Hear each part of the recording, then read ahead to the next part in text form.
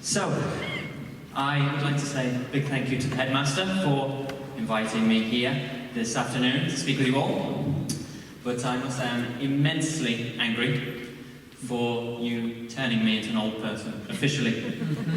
However, I have also an apology to make to all of you boys and the audience, because it wasn't so long ago that I was here, sitting where you are, so I do remember it well, and it was tedious.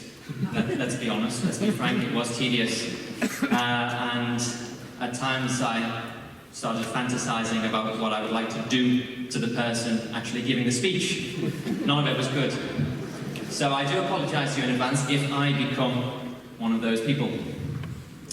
Now the headmaster gave me a very good introduction earlier, and it was quite running parallel to my message for you, and I have two messages which I'd like to send out today. And I've actually brought with me a little something which is very important to me, sentimental, and it's quite symbolic. And when I dance and compete on the competition floor, we have a certain outfit, and it requires us to wear cufflinks with our shirts. And I've actually brought my cufflinks with me today. Now, I know you probably can't see at the back there, but they are very sparkly. They are the Union Jack flag, and to me they are very special. And people notice them in competitions and always comment on them. And the reason why I brought them is because they have been with me for nearly all of my entire dancing career. I've worn them all the way through. They were given to me by my parents as a present for one of my early birthdays. And yeah, they've been with me in every single competition. Now, based on the introduction that was given, people always turn around and say, they must be your lucky cufflinks. They're very successful cufflinks. And yes, at the moment, they are the holder of all Grand Slams around the world. And yes, at the moment, they are the current world champion and world number one. And that's not me boasting, that's just simply the fact about them. But what people forget, or in some cases don't even see, are the disappointments that I, along with my cufflinks, have experienced. The defeats, and at times also, yeah, the tears. And the message can run parallel to also your school life, and I believe life in general. Because today, of course, we have experienced a lot of boys receiving awards and distinctions, and of course it's fantastic, and congratulations to you all. But as the headmaster said before, each and every boy should also be congratulated, because we are all, and you are all, on your own individual journeys. And I think it's very, very important to remember that, and to absolutely not compare yourselves to each other and to anyone else. Because I can speak from experience with my own dancing career. There was one time in particular when there was a couple who actually overtook me, an English couple, and I was extremely angry about it. It really hurt my pride. And for a good 9 or 10 months, I couldn't beat this one couple. And I tried everything.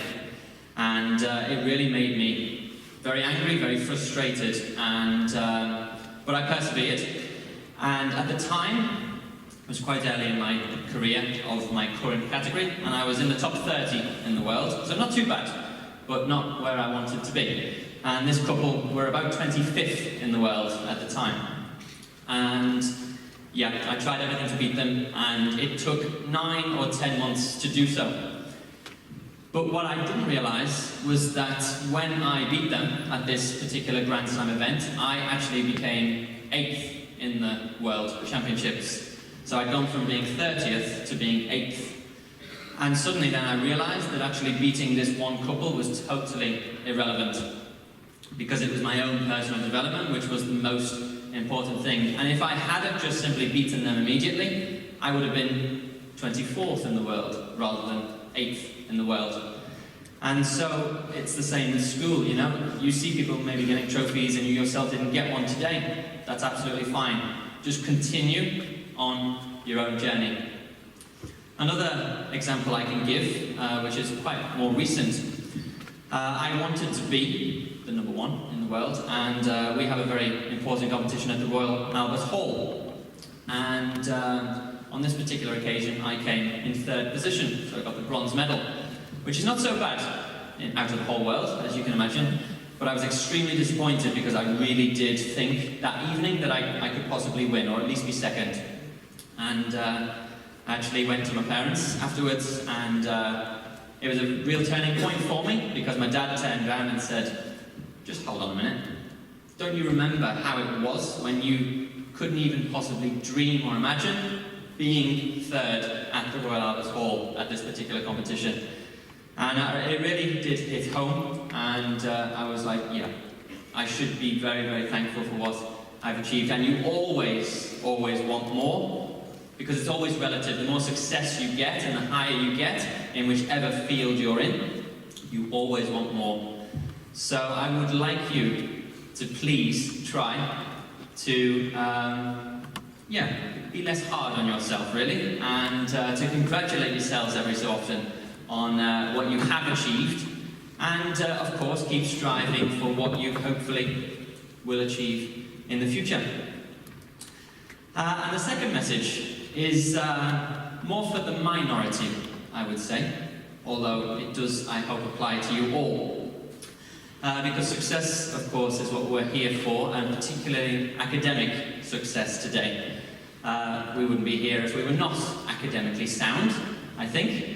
But there are other ways of being successful, and be that in sport or in a very, very unique niche sort of way, which I'm sure you'll agree my career is. There are not many ballroom dancers who go to merchant tailors, I think. Maybe a few of the teachers on the quiet. I did hear that. I'm not sure if any demonstrations might be on offer today, but we'll see. But yeah, you can all have your own unique thing which you do. And my advice would absolutely be to share it with the other students and the teachers, and not hide away from it, because I didn't hide. And sometimes, I must admit, I didn't have much choice. I remember in my very first year, a few of the teachers heard whispers about my career, because I needed quite a lot of time off school. That is exactly why on my report card there's nothing to report, because I was never there. But yeah, the teachers got whispers of it, and they obviously asked about it, and I was very open about it, but not so public. And one of the teachers, the Reverend Smith, he actually asked me for a video of my dancing. So I said, not a problem, I will give you a video. Little did I know, a week later, he had shown that video in his RE classes to every single class. So from first year all the way through to the upper 6th, everyone in the school had seen this video of me dancing in their religious studies classes. Without my permission, may I add. Now, you can imagine as a first year how that may have felt, with especially a lot of big rugby players knocking around the school. Not a single person, and I really do stress that, not a single person made any joke, made any ridicule whatsoever about it. And they saw that I was actually, in my own way, in my own field, very successful at that age. I was the junior champion. And they actually came up and they wanted to know more about it. They were really interested, and they really supported me. That same year, I actually was asked, along with a few of the other boys, to give a newspaper interview about certain achievements. And there was me, there was, I remember, a chess player, a champion chess player. There was also a county cricket player at the time. And in the 5th year, at the time, was one of the under-16 England football players. He played for England. And I remember his name, it was Scott Phelan. And the reason why I know that name is because he was a bit of a tough guy in school at the time. And there's me again, being an 11-year-old ballroom dancer. Him, a 15-year-old England football player. with a shaved head, all the rest of it, as you can imagine. And the interviewer of this newspaper, he asked all of the boys, after we discussed what we all did, which one would be the most successful, which one would really go on. And immediately this guy, Scott Phelan, pointed to me and said, him. And that really hit home again to me, because you can imagine from my point of view as a first year ballroom dancer, this football player actually pointing to me and saying, this is the guy who's going to do it. And I must say, he was right, because actually he is no longer a football player. It didn't work out that way for him, and for me, thankfully, it did in my own way. And again, I just want to stress that any of you, however unique niche you pursue in life, I would suggest you to openly embrace it, because this is what Merchant Tailors for me was all about. And a little bit the headmaster mentioned that before, and all of the boys here who gave the great speeches. It's not just academic, and it's not just about sport as in rugby or football or hockey or cricket or any of them. It's just simply a way, an environment for us all to become better people. And I'm very grateful and thankful that on my report card it did show and reflect that I was quite a decent student, quite a decent person, I hope. And this is something that I learned throughout my time at Merchant Tailors. I did not learn to dance my tango in geography class. Mr. Green tried, he did, but he didn't teach me my tango. And I didn't learn in my Miss Burns chemistry class, I didn't learn how to do the foxtrot. That was all me. But they all did help me to become a better person, and more importantly, they supported me.